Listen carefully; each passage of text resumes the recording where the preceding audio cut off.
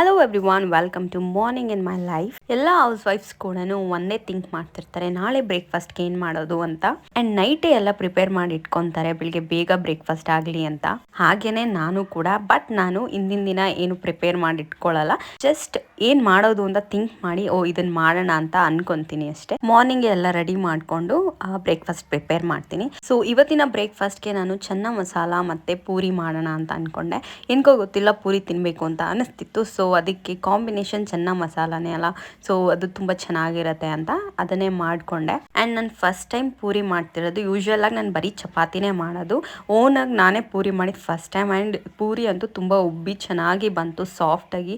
ನನಗಂತೂ ತುಂಬ ಖುಷಿ ಆಯಿತು. ಫಸ್ಟ್ ಟೈಮ್ ಟ್ರೈ ಮಾಡಿದ್ರು ಚೆನ್ನಾಗಿ ಬಂದಿದೆ ಅಂತ. ಅದಾದಮೇಲೆ ನನ್ನ ಹಸ್ಬೆಂಡ್ ಲಂಚ್ ಬಾಕ್ಸ್ಗೆ ಎಲ್ಲ ಹಾಕಿ ಪ್ಯಾಕ್ ಮಾಡಿ ಎತ್ತಿಟ್ಟೆ. ಸೊ ಅವರು ಆಫೀಸ್ಗೆ ಹೋಗಾದ್ಮೇಲೆ ನಾನು ಮಿಕ್ಕಿದ ಏನು ಕೆಲಸ ಇರುತ್ತೆ ಮನೆ ಕೆಲಸ ಅದನ್ನೆಲ್ಲ ಮುಗಿಸ್ಕೊಂಡು ಅದಾದಮೇಲೆ ಸ್ನಾನ ಮಾಡ್ಕೊಂಬಂದು ಸ್ಕಿನ್ ಕೇರ್ ಮಾಡಿಕೊಂಡೆ. ಇದಾಗಿತ್ತು ಇವತ್ತಿನ ನನ್ನ morning in my life. Thank you so much for watching. Next ವಿಡಿಯೋಲಿ ಸಿಗ್ತೀನಿ. ಬೈ ಬಾಯ್.